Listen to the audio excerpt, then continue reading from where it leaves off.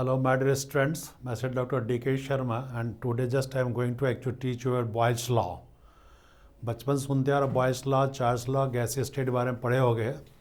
And boys law क्या है? उसने कहा at constant temperature the volume of a given mass of a gas is actually inversely proportional to its pressure.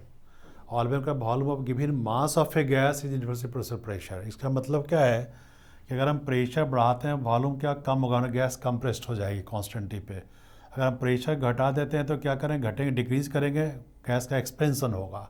इसका मतलब है actually these two properties of expansion of gas and compression of gas, बचपन से सुनते हो गए. These are two out of several properties to as the most actually striking feature of gases. A gas can be compressed, a gas can be expanded to.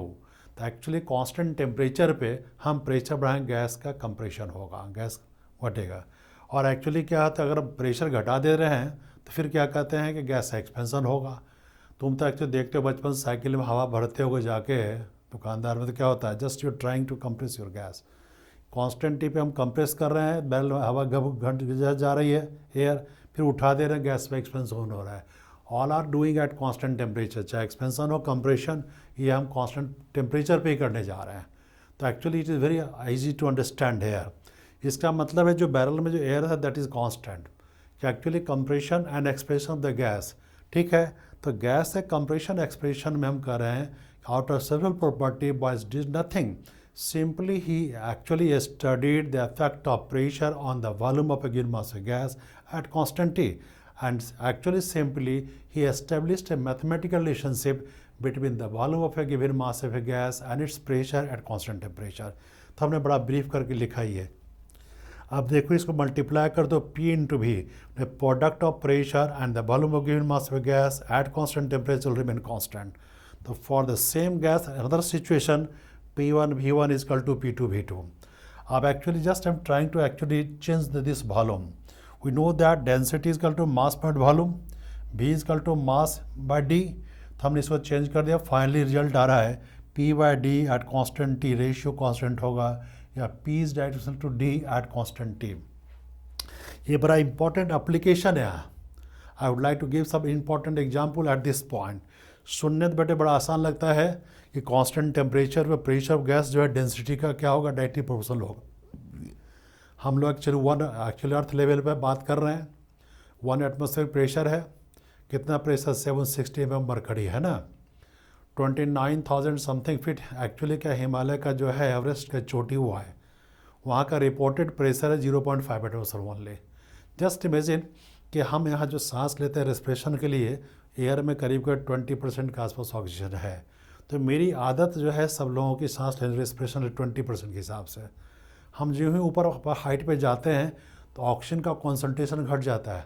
Atmosphere density तो constant है, ठीक है, उस हाइट पे oxygen की ability घट जाती है. नंबर मोल्स ऑफ ऑक्सीजन पर volume of the atmosphere will decrease, density of the gas will decrease there. इसलिए क्या होता है, you will feel respiratory trouble. तो क्या होता है, mountaineers and climbers are advise to carry oxygen cylinder on their back.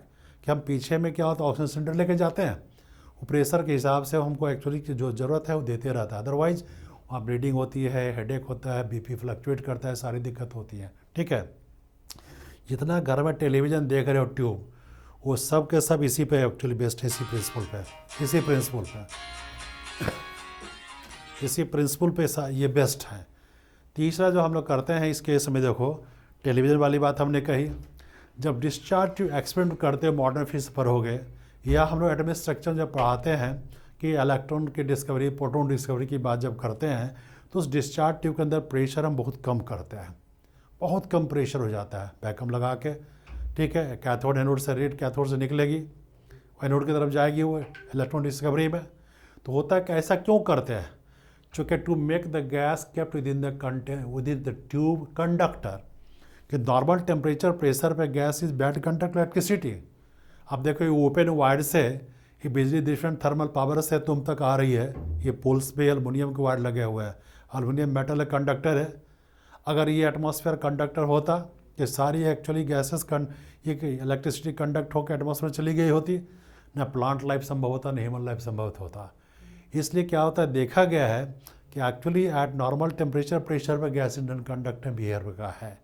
लेकिन जब उसको काफ़ी लो प्रेशर पे हम लाते हैं तो होता क्या है वो एक्चुअली गैस कंडक्टिंग हो जाती है। उसका कारण का मीन फ्री पाथ बढ़ चुका होता है, जिससे क्या होता है वो कंडक्टिंग बिहेवियर शो करता है। नहीं तो नियॉन साइन वगैरह एडवर्टीजमेंट बल्ब जो यूज होता है ये सब क्या है काफ़ी कम प्रेशर पे, अलग अलग प्रेशर पे क्या है उनके कलर भी डिफरेंट डिफरेंट होंगे। All those things are fundamentally based upon this concept at constant temperature the pressure of a given mass of a gas is directed to density. हमने ग्राफ खींचा है कि पहला ग्राफ गॉड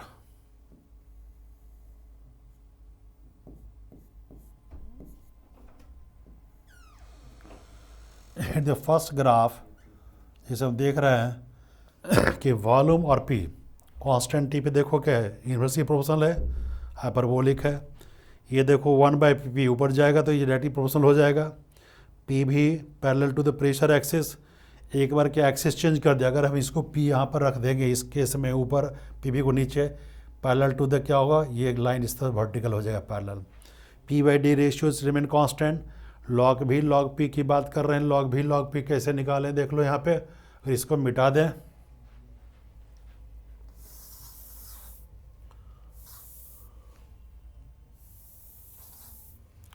लॉग पी भी देखो इस graph कैसे निकाल लें, देखो this P V is equal to some constant K, तो log P plus log V is equal to log के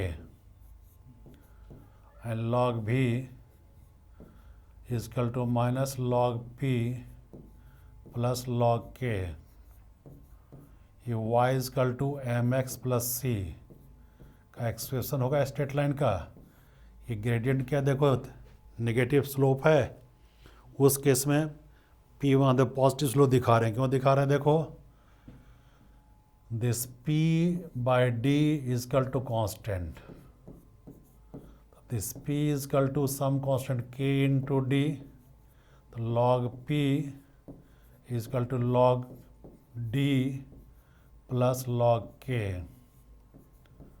ठीक है, ये देखो y is equal to mx plus c।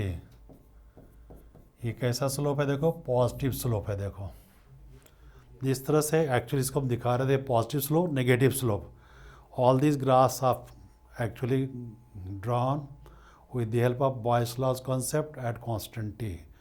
ठीक है, next one just I have tried my best to actually explain the Boyle's law in terms of differential form।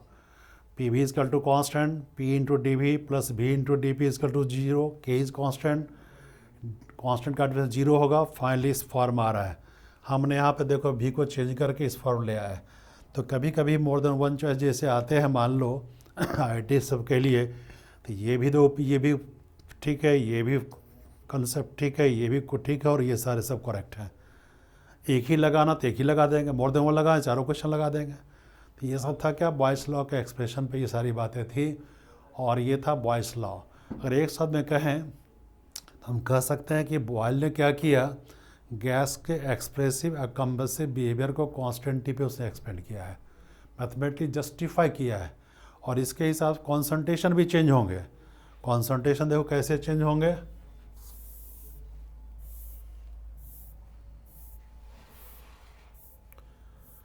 अब देखो जैसे ये ग्राफ ये है एक कंटेनर है,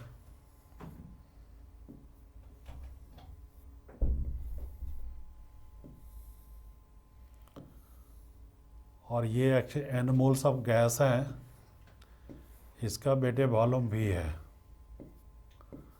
और ये प्रेशर इस पे काम कर रहा है P1। अब प्रेशर बढ़ा दे रहे हैं, gas is going to be compressed, compressed कर दिया, गैस कंप्रेस्ड हो गई। It is P2, moles are constant but actually it was V1, it is V2 and P2 is more than P1। तो कॉन्सेंट्रेशन क्या था गैस का N/V, it's C1 and C2 is equal to N/V2। ठीक है, अब ये देखो C1 है C2 हो गए, तो फाइनली देखो क्या होगा C2 is more then C1, concentration बढ़ गया इसके। Thank you. नेक्स्ट टाइम से फिर actually just try to subscribe the actually our channel, and we have going to give a particular our mobile number to contact us. Just we are going to start our batches CBSE, NEET and IIT too. Thank you very much.